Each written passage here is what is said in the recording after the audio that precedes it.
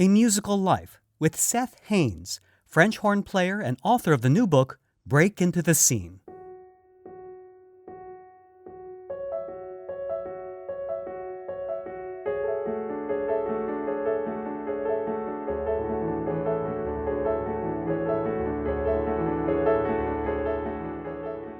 Seth Hanes is a musician, digital marketing consultant, speaker, and founder of Musician's Guide to Hustling.com.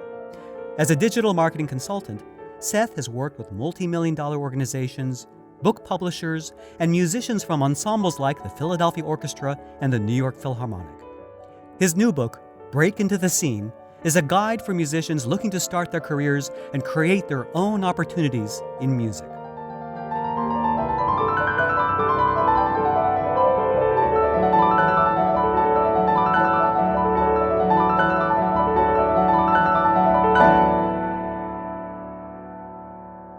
This episode of A Musical Life is brought to you by A Musical Life Mastermind.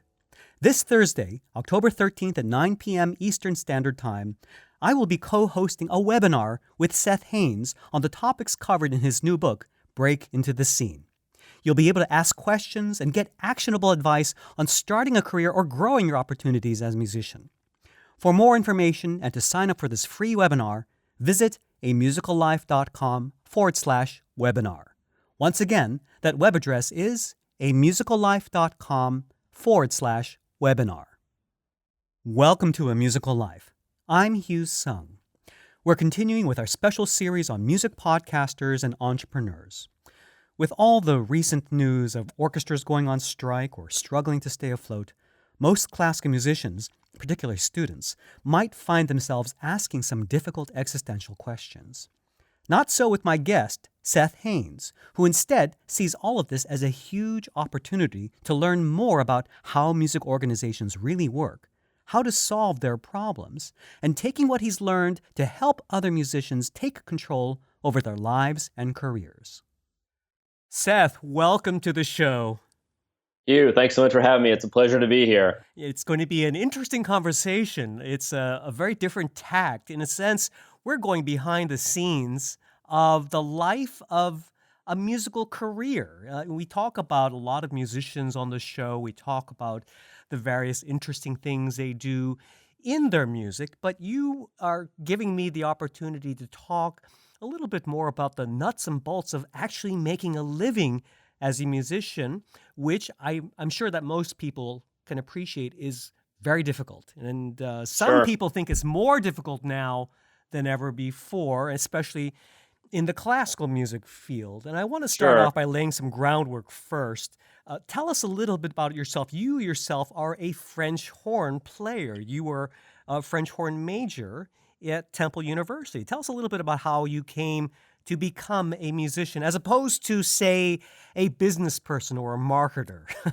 Sure. So, yeah, as we'll kind of see, as we'll get to. I mean, I don't really think about things delineated as I'm a this and then I'm a this. I look at it as all one big thing, which we can definitely dive more into for sure. So, I guess I'll just kind of give a quick kind of gist of my background a little bit and kind of how I kind of came to do what it is I do and ended up on this path. So I grew up in a small town in South Carolina called Clover, South Carolina. It's a real bumping little metropolis outside of Charlotte, North Carolina.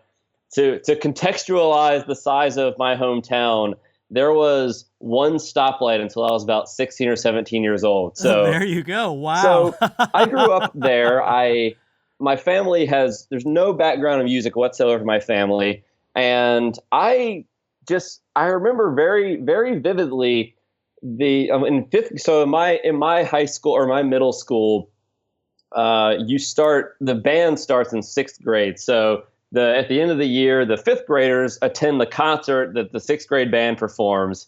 And I remember very vividly, because it's the first year you get to audition to be in the band. And so I was pretty intrigued by that idea. And I had never really listened to classical music or any kind of just instrumental music. I had no concept of it at all, but something about the idea of joining the band and learning to play an instrument just was really really drew me. I was really drawn to that idea. So I remember the sixth grade band. The only thing I remember about that concert, and I remember this so vividly, is this sounds so ridiculous now, but it's so goofy. But I remember them playing this like arrangement of like Trumpet Voluntary, like the wedding march. Oh, And I okay. remember like this is so random and so like not epic. Like so many people's like, oh, I heard the Tchaikovsky concerto and I was just thrown away. You know, it's like for me, it was literally like they played this goofy little sixth grade arrangement, and I was like just so like awestruck. I was like, that is so cool. Like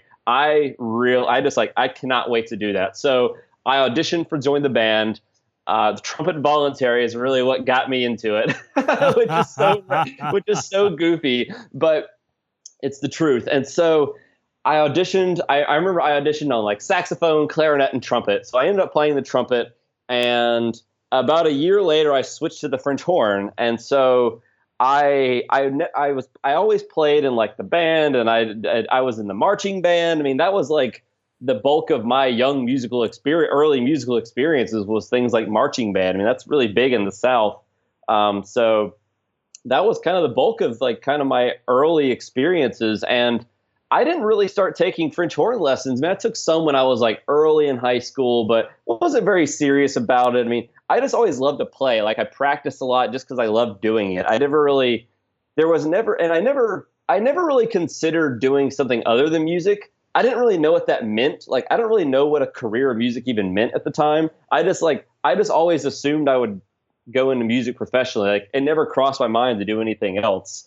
So so I ended up taking lessons my junior year and with a great teacher. His name's Chris Griffin. And at the time, I told him, I was like, yeah, I'm interested in going to music school. And he was like, well, if you're really serious about going to music school, then like we need to really crack down and get you kind of like get you going. Like, because I had never played in an orchestra at this point. Oh. I had never played any orchestral repertoire. I didn't know anything. I remember the first time I learned an excerpt, it was literally A Midsummer Night's Dream, the Nocturne, the really famous horn solo.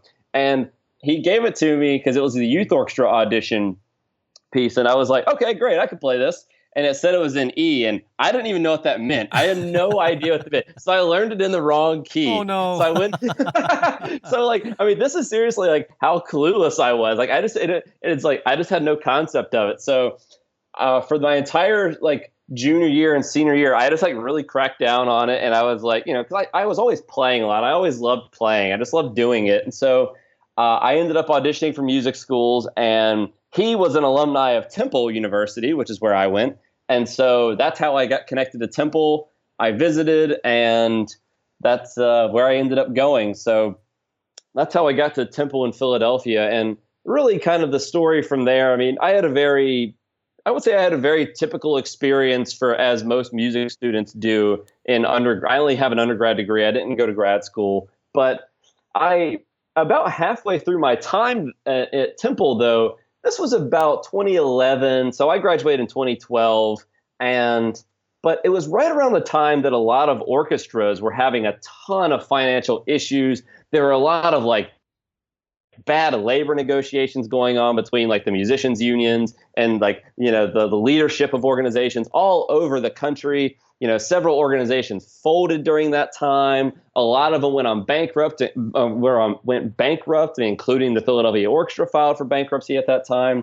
So I got really interested in basically my thought process was, why are orchestras so terrible at business? Mm-hmm. Like I just got so like, it was kind of a similar effect of where I just got so interested in that idea. Like why is it how does this work? Because I realized I don't actually know anything about how the business side of this works. It's like, yeah, I show up to a gig and I get paid, but like, where does that money come from? Mm-hmm. Yeah. You know, who donated that money? Why did someone pay money to come see this? Like, where did that money come from? I realized, I was like, wow, I don't actually know anything about how the business side of this works. And that really struck me as like kind of as just a bizarre thing at the time. I was like, wow, why don't I know anything about this? So I literally just started reading every book I could get my hands on about business and marketing. I read a lot of Norman LaBreche's books.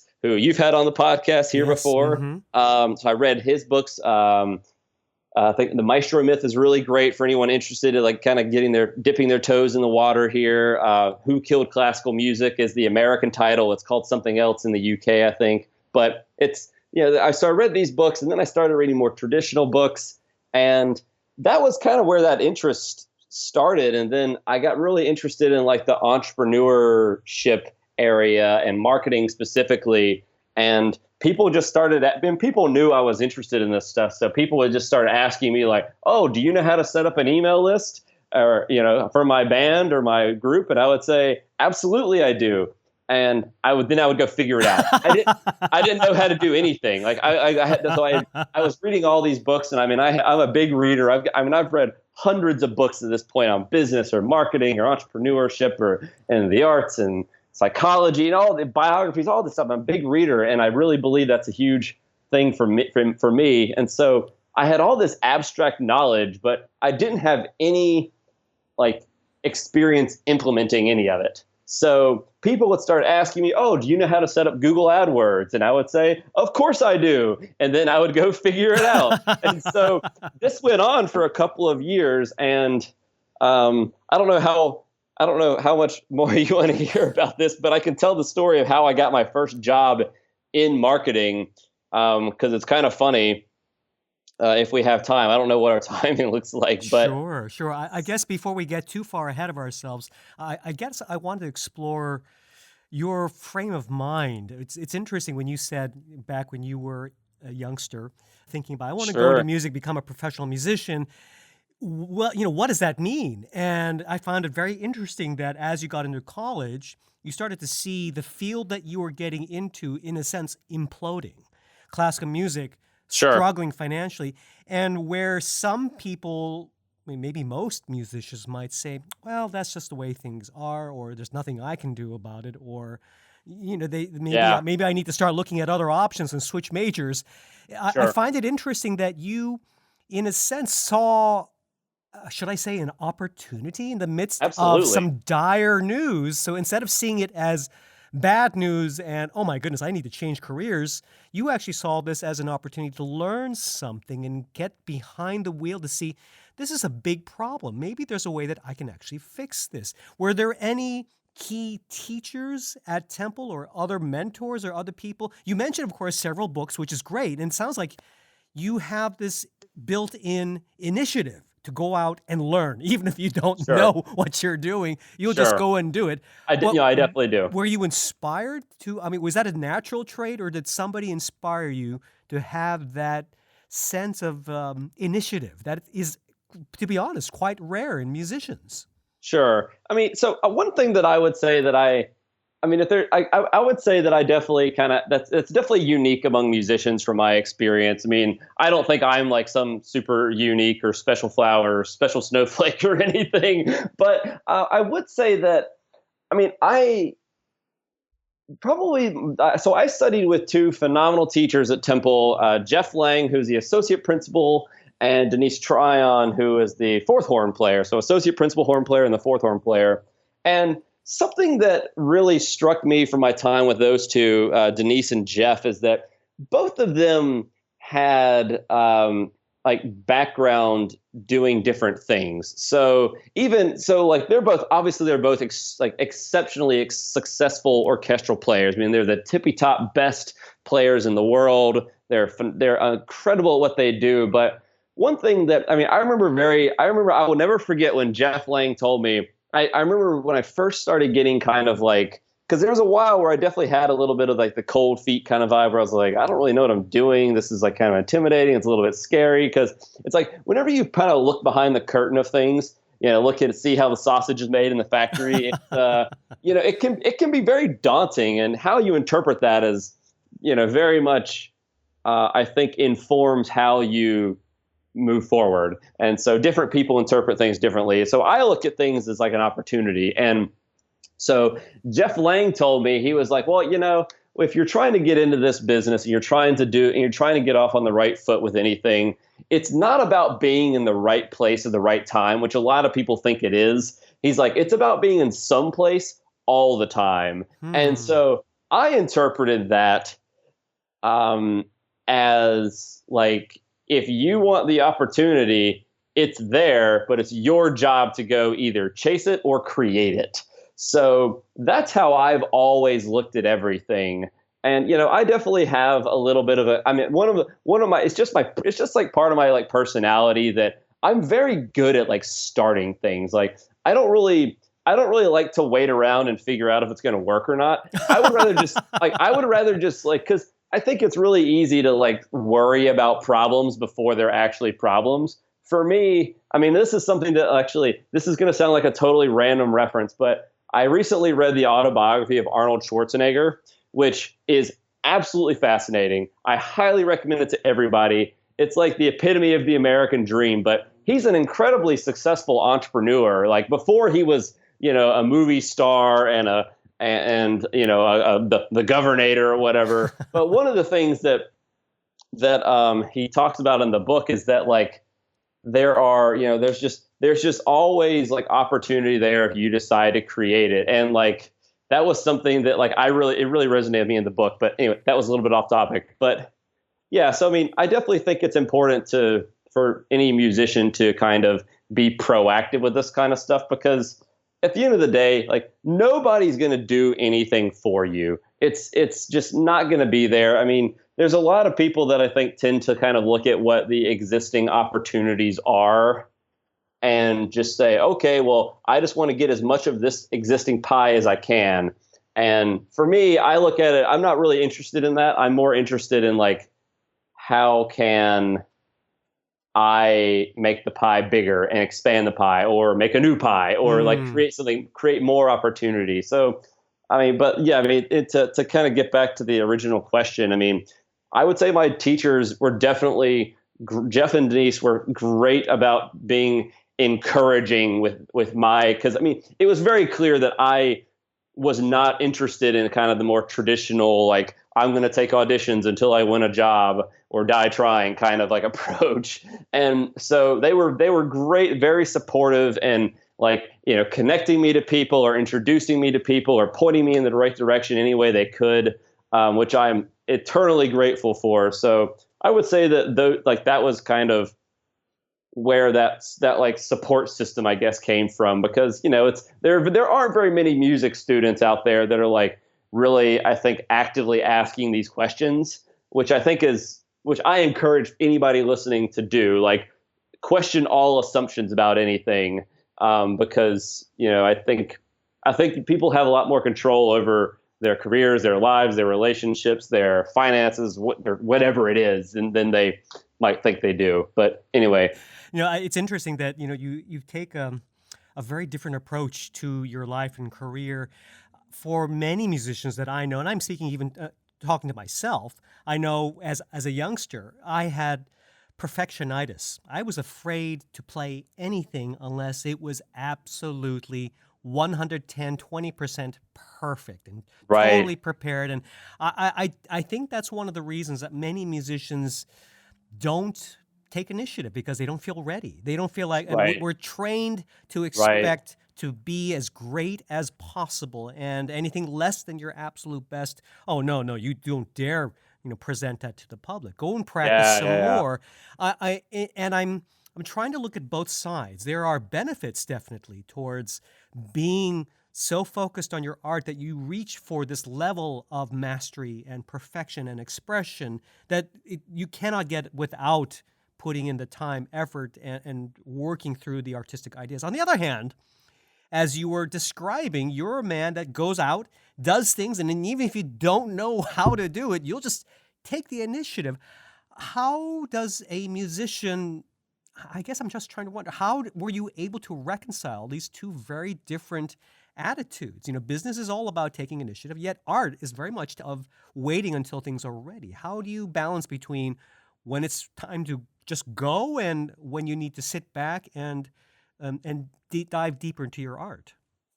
Right. Yeah. I mean, so one thing that I would say that that I've always kind of looked at it as is that like I realized very quickly that like you're never actually ready for anything, right? I mean, I think a lot of people have this like kind of pie in the sky perception of like, oh my God, if I just saw in this excerpt just a little bit longer, if I just practice my fingering for this piano concerto, if I just change this passage just a little, it'll be better next little. It's like, I think because the reality is like it could always be better. And this is something that I wouldn't say it's something I don't really have any interest in, but like I personally get really bored with things if like because I definitely look at it from more of like a good enough perspective, and that's not to say that that good enough is not a high standard, but like I try to be very real with myself of when I know that like this is good, this is as good as I can do right this second, because at a certain point it's like you can hide behind excuses of like, well, I'm not ready yet, or it's not the right time. The reality is you'll never be 100% ready. There will always be things that can be better. I think it's infinitely better to just ship it and just and then, learn from whatever mistakes come up from it, and then do it again, and then do it again, and then do it again. And, and one of the challenges with this is that you're inevitably going to get rejected. You're going to fail. And just being kind of accepting that and just being okay with it, I think is really, really difficult. I mean, like there's no more like horrifying thing for like especially like a classically trained musician that is very much on kind of the wavelength of like, this has to be perfect. That's a really like, there's a lot of like cognitive dissonance around that idea of like good enough, because like you were saying, you want it to be 125% before you walk on the stage to play. And the reality is for a lot of people, I mean, especially depending on what kind of work you're doing, I mean, a lot of people just don't have the luxury of being able to do that, especially the performers that have to show, like, orchestral players. Like if you're playing the Philadelphia Orchestra, you have to show up every Thursday, Friday, Saturday and play. It doesn't matter if you're ready or not. You have to do it. The audience is there waiting. If you're so like when I was writing this book, I mean, I could sit here and stare at this book. The book's called Breaking into the Scene, and we could talk more about that in a bit. But like, I could very easily stare at this thing for the next year and be tweaking things, changing things around. But at a certain point, you just have to accept that, okay, this is good enough. Just ship it and move on to the next thing. And, I think that's a really difficult concept or kind of like mental framework for a lot of musicians to adapt, because, we're very like thoroughly trained to be like perfectionists. And I kind of gave up on that really quickly, and not given up on it, but just, it's not that, it's like, it'll never be perfect. There will always be someone that can play that excerpt faster, louder, higher, softer, whatever. I mean, it's just do what you can do best, and then to your best of your ability, then move on. Don't dwell on it. Don't stress about it. Don't worry about it. Just keep moving. That's something I tell myself every single day. I have a little note card written on my that I leave on my mirror. It just says keep moving. It's just like a reminder for myself, like, don't get bogged down in the details, keep moving. I'd like to jump back a little bit. We're going to talk about your book in greater detail in just a bit. Sure. But I want to go back in time to your last lesson or your last day at Temple, and you're getting ready to graduate, and you're looking at life after school, which for universally, I think is one of the most terrifying times, especially for musicians. So, sure. So take us back to that space. What were you facing, and what were your job and career options, and what were you going to do?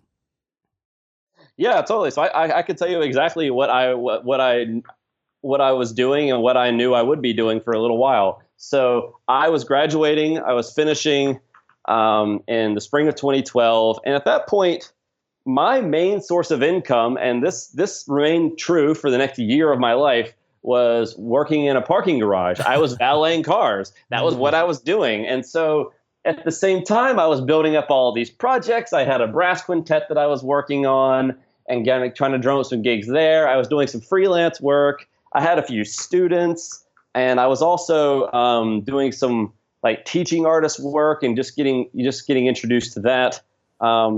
So I basically had a day job where I would go, I would park cars for 4 days a week, whatever the schedule was. And then, and the other time I had available, I was just, keeping practicing and trying to create opportunities, because whenever a young musician is looking out at the world and they think, okay, what am I going to do? Like, there's only so many orchestras in town and they already have their subs. Like, where's my place in this pecking order? For me, I wasn't really interested in like looking at those. Obviously it's great to get called for the existing things, but I kind of recognized very quickly that like I had to create the career that I wanted to have, because I wasn't interested in doing the like orchestra, the very traditional route. I mean, it just never really appealed to me. So I worked in a parking garage. That was my main gig for a year. And funny enough, and this is something I talk about, I tell this story in the book a bit, but I talk about it as I could talk about it a little bit here, but I always look at things from what I call the opportunity mindset. I always try to be thinking, how can my circumstances, this thing that happened, this person I met, this random event, like how can this be framed and taken advantage of as an opportunity, and to like get something more, to either learn something or create a new connection or a relationship, or maybe a financial opportunity, a gig, whatever it could be, a client for marketing work, whatever it is. And so I actually got my very first job, my first full-time marketing job came from someone that I met because I parked his car every single day. There you go. So the president of a local orchestra here in Philadelphia is a member of, it was the Union League. So it's like this social club that sits right on Broad Street in downtown Philadelphia, a couple blocks away from the Kimmel Center and the Academy of Music and everything. And I watched this guy pull in every single day. I parked his car, I'd move his car around all day, every day.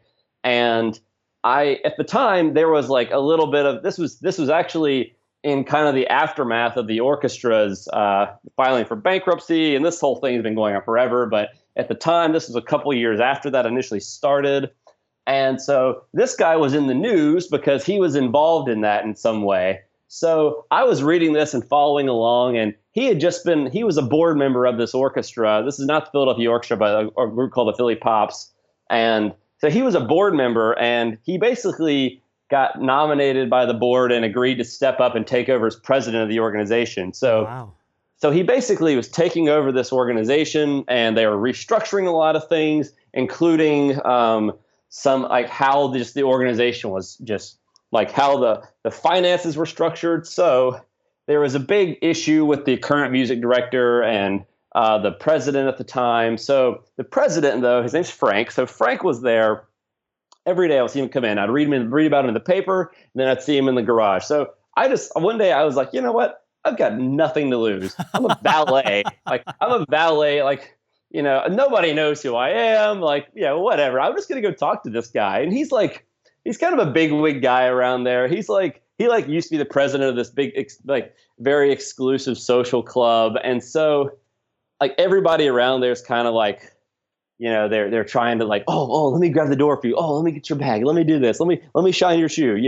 Just like very kind of like, he's like very well respected. So I just went up to him and started talking to him. I was like, hey, my name's Seth. I'm a musician, and I'm interested in the business side of things. And I know I did my research about him. I figured out who he was, what he was involved in. Is that exactly what you said? You just went up and say, hi, I'm Seth. I'm a musician. I'm interested in the business. Is that wow? Because I was going to ask exactly you, what do you say to somebody that important? If you're parking his car. So what did he say back to you?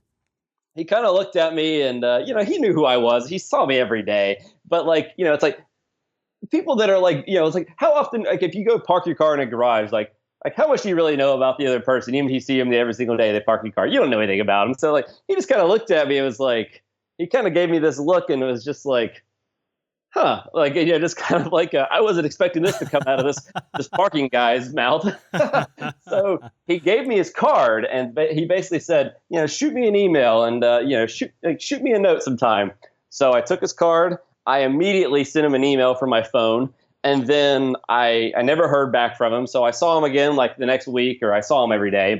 And then I just kind of said hello again, and he was like, oh, I didn't respond to your email. I didn't get it. I'll respond this week. So I sent him another email. He never responded. Then he was like, what? Then he was like, you know what? Call the office, call my office and talk to this person. So I called, they never called me back. So I saw him again and I just said, hey, how's it going? Like, not being pushy or anything.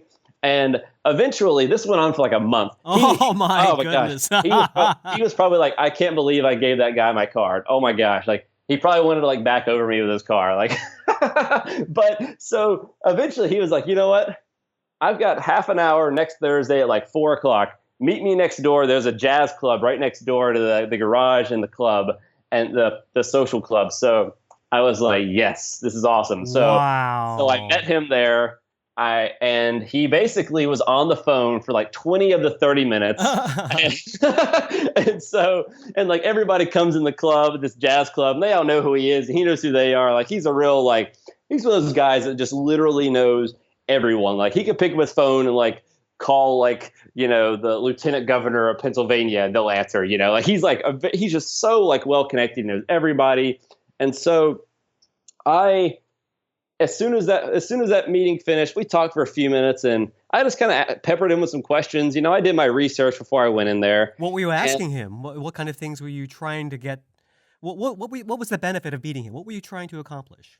so what I wanted to know, I basically wanted to know, like, what is your perspective as someone who's a very successful businessman? I mean, he's a very successful businessman. I was like, what is your perspective as to why orchestras have so much financial problems? Mm. Like, from not because, people, I think a lot of people tend to look, especially musicians, they like to think about orchestras and their careers and things as if they're not a business. And the reality is, it absolutely 100% is business. Every museum, every art gallery, every ballet company, every modern dance company, every orchestra, every music school, everything is a business. It has to be operated in a business sense because it has to have XYZ revenue to pay people. And, it has to be a business. And a lot of people, I think, kind of fight that a little bit.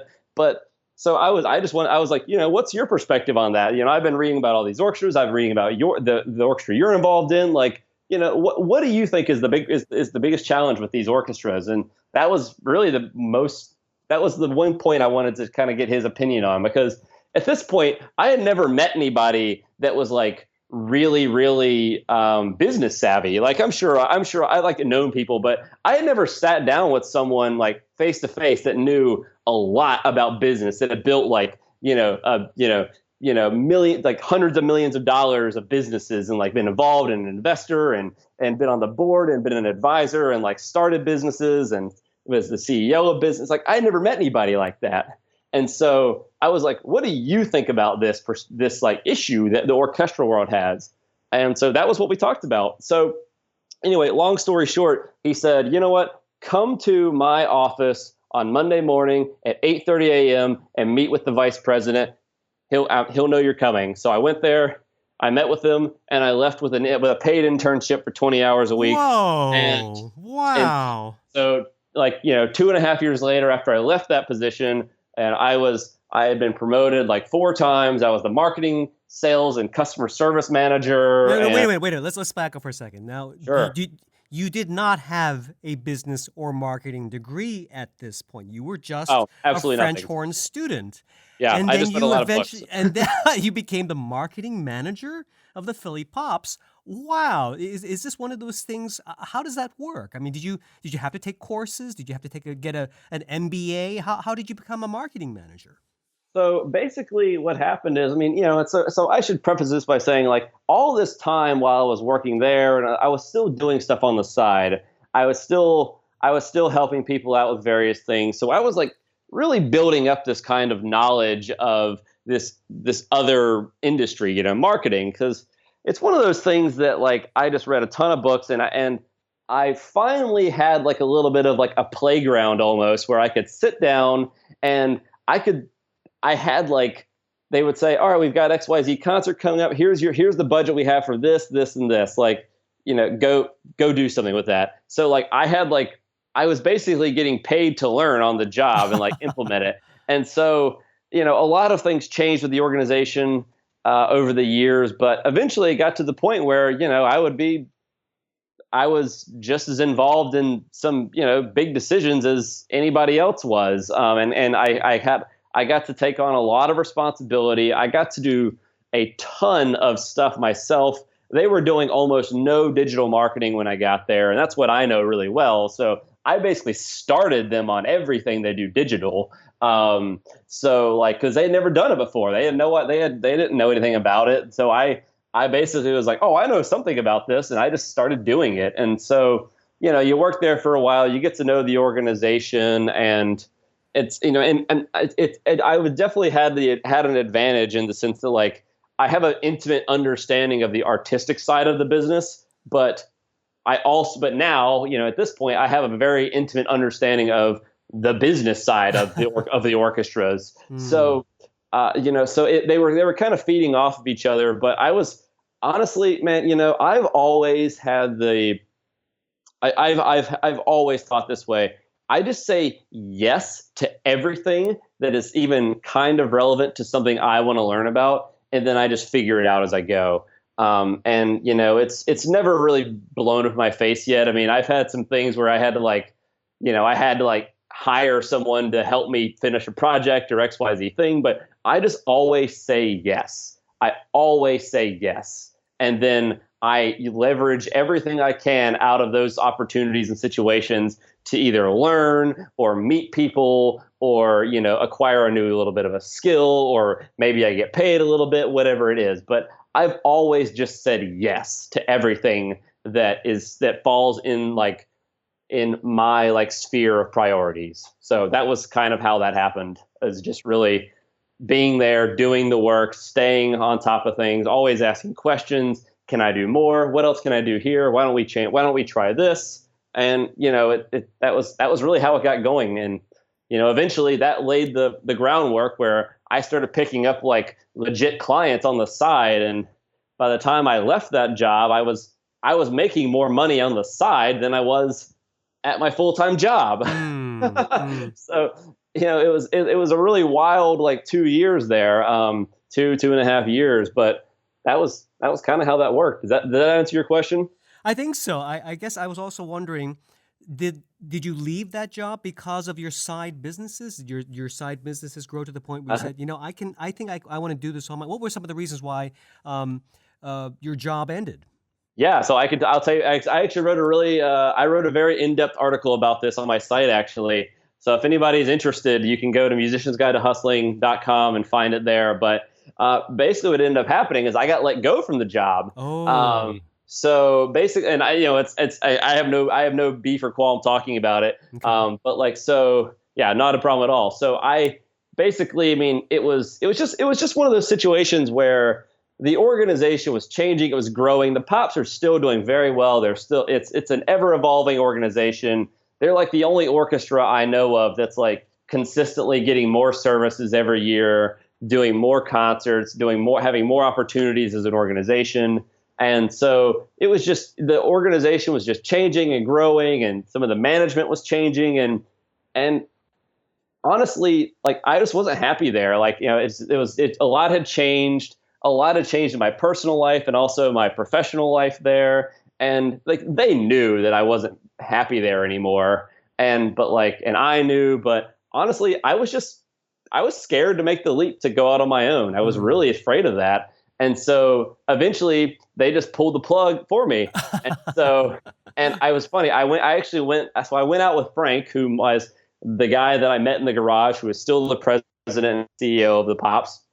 So that happened on a Friday, and I didn't know what was going to happen. I was like super bummed out and kind of shocked about it, and confused and upset and frustrated and all those other things. And so I went out with Frank. We met up at just like a little bar restaurant by the office on like a Monday afternoon, and he basically was like, well, what do you want to do now? And because he knew I wasn't happy there. I mean, like we're like he's been very good to me over the years. He's been a very significant mentor for me over the years, and he's really like kind of kept his eye out for me and things. And so I just told him, I was like, I want to kind of do my own thing. I want to run my own shop. I want to do my own, pursue my own things. I want to start my own business. So at the time, I had actually been contacted by a couple of different organizations recently about like applying for a job with them. And I told him that, and he was like, honestly, if you really want to strike out on your own and do your own thing and kind of like build your own business and kind of build your own lifestyle, whatever it is, the absolute worst thing you can do is go get another job. So, Interesting. so I said, you know what? Done. All right. So I was like sold. I mean, I didn't want to get another job, but I was just afraid. Yeah. So I said, okay, great. And so that opened up where I could do a lot more playing. I could do more teaching. I could do more of my own business things where I do consulting work now. I mean, I build websites for people.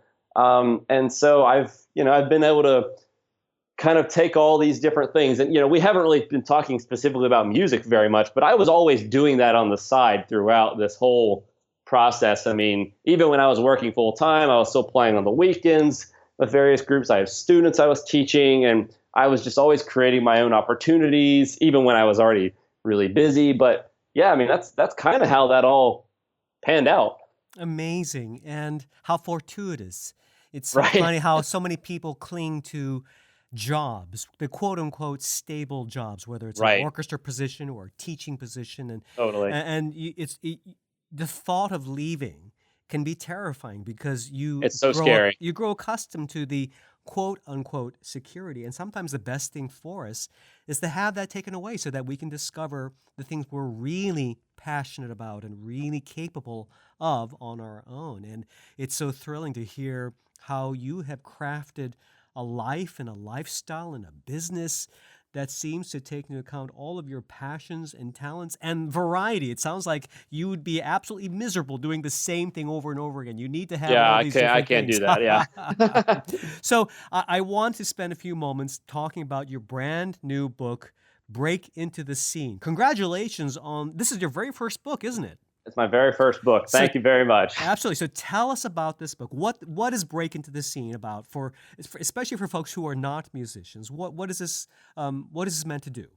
Sure. So the book Breaking the Scene is essentially me attempting to solve a problem that I had that I there wasn't a basically there wasn't a resource out there that I felt did the job for me. So whenever I was graduating, I was incredibly frustrated by the fact that there was no one resource that really could tell me exactly what I needed to do to get my career going. So whether it's whether you graduate and want to be an orchestral musician, or you just really love the idea of doing freelance work, or you want to teach at a university, or just piece together your own thing, there's not really a great resource that's just like short, quick, to the point, and most importantly, actionable. So I wanted to write the book that I wish I could have read to help me, get started. So the whole premise of the book is basically that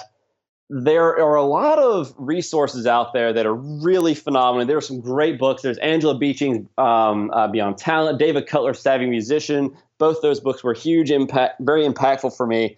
But the challenge that I found and that I wanted to help other people with is that there's a lot of talk about what's possible in careers, which is great. It's aspirational. It gives people a kind of something to shoot for. But there's something to be said about taking your very first steps. So it's like there's a really famous book in the entrepreneur world by one of the most famous venture capitalists, like investors of all time, Peter Thiel, who is the guy. He was in charge. He was like one of the founders of PayPal, and he was one of the initial investors in Facebook. Like he's a huge deal in the world of entrepreneurship, and he has a book called 0 to 1. So it's basically about how do you take your first idea, and he's talking about entrepreneurship, but like how do you go from nothing to something? Because if you can so in this context, we're talking about musicians, or anything, any kind of freelancing you want to look at it as, if you can get one gig, one client, one paying thing,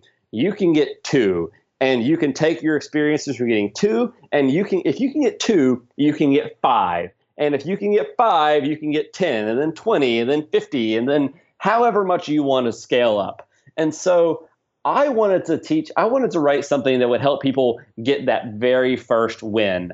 And I should preface this by saying that it's not a book that's like, this is how to be a full-time freelancer, because the reality is almost nobody wants to be a full-time freelance musician.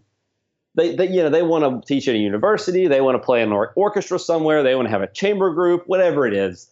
But my interest isn't necessarily in teaching people how to be full-time freelancers. They could very well do that with the information in the book. It's literally everything that I learned along the way that helped me launch my own career in multiple spaces, not just music, but it's told through the lens of music. But it's more about having the toolkit and skill set at your disposal for if and when you decide you want to do freelance work, however much or as little that is. Because the reality is, no matter if you win that big orchestral job or something, at some point you will likely be doing some form of freelance work. I mean, maybe it's teaching at festivals, maybe you have a group you start just to play chamber music. Like Nathan Cole, who I did an interview with on my website.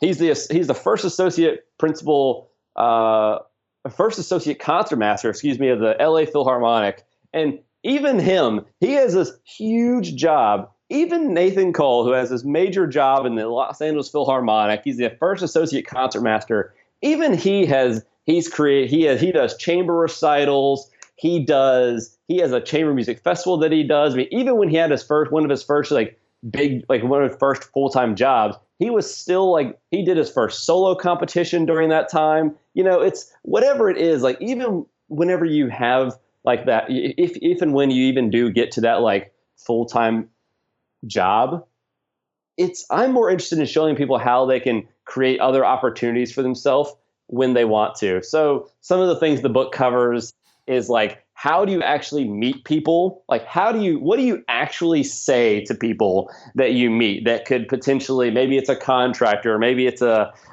fellow freelancer, maybe it's a funder, whatever it is. How do you actually reach out, talk to people, engage with them in a meaningful way? How do you authentically build connections and a network? How do you create these opportunities for yourself? How do you identify what they are? How do you even know what they are? Just everything that I have experienced that helped me kind of get myself going, I wanted to share. So that's exactly what the book is. I mean, and there are exact scripts people can copy and paste. If you want to reach out to a contractor of any orchestra anywhere or whatever, or a chamber series, or whether it's a school you want to sub at, whatever it is, you can copy and paste this script, this template, and just fill in the blanks. And you can use that. And I mean, I had one of the beta readers for this. They used it, and she landed a $1,200 gig by just copying and pasting this script and just reaching out to people. And in the book, I show people step by step how to do that. And so that's really what the book is about. So I just want to preface this. It's a phenomenal book. Thank you so much for giving me a copy to read through it. And Absolutely. I wish we could spend 3 hours. In fact, you know what we're going to do? I'm so excited about the webinar that we have planned around your book to really dive more into some of the things that we just don't have time in this interview to go into. I mean, for example, I love some of the topics you touch on, like how to know what to charge, or Sure. how to be proactive, and some interesting advice as to why you don't need a fancy website, why you don't need headshots, Right. and you're thinking behind those things. How do you create your own luck? How do you conquer your mental barriers? Some really fascinating things. So, please listen to the end of the episode. We're going to be having some information about the webinar that we're going to be putting together, and I'll be providing some information how you can sign up for that. But before we close, I wanted to just preface this by saying that this is a book that seems to be really helpful for musicians in the classical music field. Do these techniques apply for, say, people in rock and roll? I mean, Absolutely. rock or pop or electronica or anything else. I mean, some of the, the jazz or any of the other non-classical fields where you don't have orchestral jobs or you don't have these organizations hiring. Do these techniques also apply to these other types of musicians? Absolutely, 100%. They totally do, because at the end of the day, it's so interesting how I think it's really interesting how musicians from like different genres, different backgrounds, perceive themselves to be like, I think it's really easy to look and say, oh, well, that'll work for like a violinist, but why would it work for the drummer in my jazz band? Yeah. And but at the end of the day, the principles behind this, like why this stuff works, doesn't change. It's like if you want to like, because no matter who you are, where you are, what industry you're in, it doesn't have to be music. Like you have to be able to connect with your colleagues around you, and like you have to know how to be like authentic with people, and like how do you actually connect with people? What do you actually say when you meet someone? How do you make a good first impression? Like that doesn't matter if you're a French horn player, a pianist, or like an accountant or something. Like how do you add value to the people around you so that you're someone they go to when they need help or assistance or recommendations? Like how do you become the go-to person to people around you? How do you reach out to people in a way that's like not super salesy? But on the other hand, how do you, whenever you have to sell, because everybody that's doing anything for themselves at some point has to be able to sell their ideas, whether they're trying to start a concert series at a retirement home or trying to get a bride to hire their string quartet. You have to be able to like sell. How do you do that authentically? So these concepts, these principles, these approaches, they apply to anyone across the board in any artistic pursuit that's trying to create their own opportunities and start a career. I'm wondering, I'm going to ask one final question. I'm not sure if this is something you feel comfortable Oh, lay it answering, on, lay it but on me. um, I I know of some dear friends who have been trying to break in to the music field for many years, in some cases decades. Sure. These are freelancers who have sort of been in the freelance scene, and they take audition after audition, and they never quite get the job of their dreams. And Sure. I guess my question is there a time? Well, maybe it's a two-part question. The Sure. first part is there a time to stop? Is there time to say, you know what, enough is enough? Maybe I need to try something else. And on maybe piggybacking on that question is how, especially if you're an older musician. I think this book is really helpful for people just out of college. But what if you're an older musician and you want to reinvent yourself, or you're taking a hard look and saying, what do I need to do to I to say I wish I could go back in time 20, 30 years and take the advice that Seth is giving me.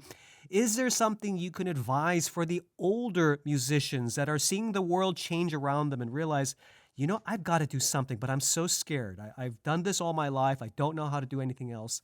This is a Right. loaded big question. I don't know if we can Sure. squeeze it in. Maybe this is something we save for the webinar. But do you want to I try? Do have you some want to try to thoughts. attack this one? Yeah. Sure, yeah, and it's funny you say that because I have a friend of mine who was a performer with the Pops. He was a soloist there. His name's Hugh Panaro. He's a Broadway singer. He was Oh, I like the like his name. yeah, Hugh Panaro. So he was like the Phantom on Broadway for a while. He's done a ton of these different shows and things. And I remember talking to him backstage one day after a concert, and he was like, "Man, if I wasn't like a singer on Broadway, like." I would literally be flipping burgers at Burger King right now. Like I don't know, like I would be like I don't know what I would do if this changed for me. If like I had to do something else. And so like I think it's a really interesting question, and I think probably what I would advise anybody that is that's maybe like looking at the world around them and thinking like, oh well, it used to be XYZ way and now it's this way, and I can't keep up with this, that, and the other thing. I mean, the first thing I would really advise anyone is to kind of, and I'll try to be as articulate as possible with this. It's kind of a squirrely answer to give, but I would say that the most important thing anybody can have is like self-awareness, and just say like, what is it that I actually really truly want to be doing? And if like, how do you, like, do I want to like start a blog, or do I want to, start a website, or start posting YouTube videos, or start, a different kind of like chamber ensemble or something? I would say that people should really look at what their priorities are, what their values are, what are the types of work that they really love to do, and then take a really honest look at the world around you, whether you live in a city or you do touring work, whatever it is, and take a really honest inventory of what the opportunities are, and then start evaluating how you can start to, you know, take advantage of those opportunities or create those opportunities that are that kind of line up with what your values are and what you want to be doing, that's artistically fulfilling for you, or that's going to be financially rewarding, whatever it is. And so I would say that would be a great place to start. I mean, I think it's really easy for folks to kind of look at it and say, like, oh, well, this has changed and it's so different now, and I can't keep up with, these young kids on Facebook or whatever, it's Snapchat or whatever it is. But I think the opportunities are always out there if you look at them and really make a conscious decision and effort to either pursue the existing opportunities and like understand what the landscape is and how you get into that quote unquote scene, or how do you just create the opportunities for yourself? Because that might be the answer for a lot of people is, if you don't like the opportunities that are out there, like, go create your own. Like Peter Seymour from Project Trio is a fantastic example of this. I mean, are you familiar with Project Trio, Hugh? I don't know if you know them or not, but No, go ahead. Okay, so if anybody's ever seen the beatboxing flute guy on YouTube, that was Greg Patillo. So there's the trio that he's in is with Peter Seymour. It's a beatboxing flute, a cello, and a double bass. How cool. What a totally off the wall group. And so everybody should actually, link this in the show notes so people can check it out. But if you use YouTube Project Trio, you will see the epitome of like creating your own opportunity. These guys literally tour the world with a beatboxing flute, a cello, and a bass. Wow. They play for thousands of students every year. They play with major symphony orchestras. They have their own programs. They've written all their own music. They've created their own opportunities every step of the way. They have education programs they've written. They've arranged pieces for themselves. They have records. They have a camp they run. But they also have shows they perform with orchestras. They wrote and arranged the music for their ensemble with a beatbox flute, a cello, and a bass for them in orchestra. Like, they said, okay, this is what we want to work with. These are my friends. This is what I want to do.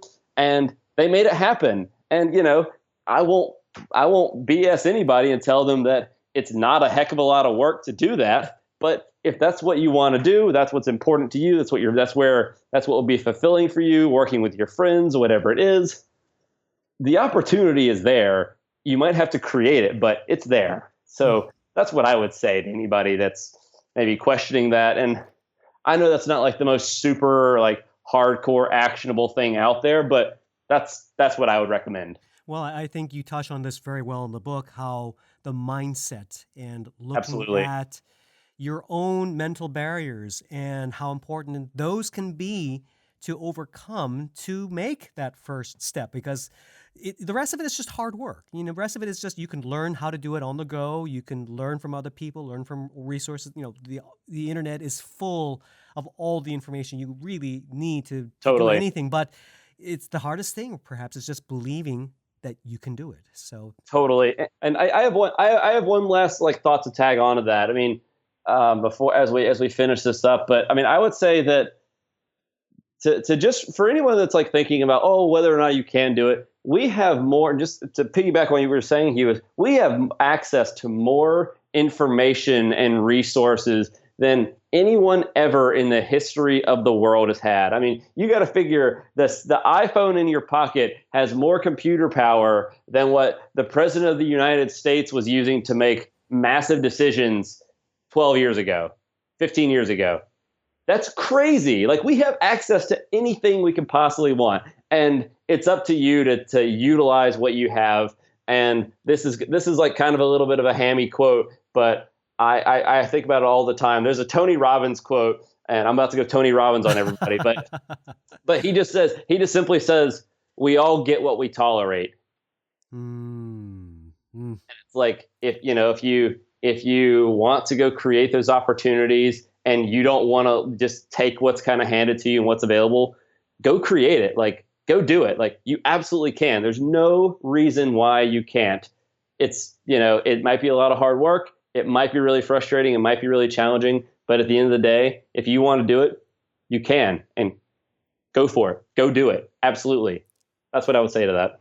Seth, thank you so much for just being so inspiring for all the musicians out there, all the musicians struggling, just wondering at their last day of school, or maybe even Right. maybe even the senior years of their life. What do I do now? How can I take my life in a different trajectory? How can I Absolutely. make a living doing what I love? Seth, thank you so much, and I'm so excited to be sharing news about your new book, Break Into the Scene. I'll be having links to the book in the show notes, so I highly encourage folks to pick that up. And Seth, thanks again. Hugh, thank you. It's great. This episode of A Musical Life has been brought to you by A Musical Life Mastermind. This Thursday, October 13th at 9 p.m. Eastern Standard Time, I will be co-hosting a webinar with Seth Hanes on the topics covered in his new book, Break Into the Scene. You'll be able to ask questions and get actionable advice on starting a career or growing your opportunities as a musician. For more information and to sign up for this free webinar, visit amusicallife.com/webinar. Once again, that web address is amusicallife.com/webinar. For links to Seth's website and his new book, Break Into the Scene, visit the show notes at amusicallife.com. While you're there, be sure to sign up for our newsletter to get the latest updates on future episodes. You can also subscribe to A Musical Life through iTunes or with your favorite podcast playing app and get new episodes automatically downloaded onto your smartphone, tablet, or computer. If you enjoy these stories about all things musical and the things that move our souls, please tell a friend about this show and consider posting a short review on iTunes at amusicallife.com/review. Thank you for your support. Until next time, I'm Hugh Sung, and I wish you a musical life.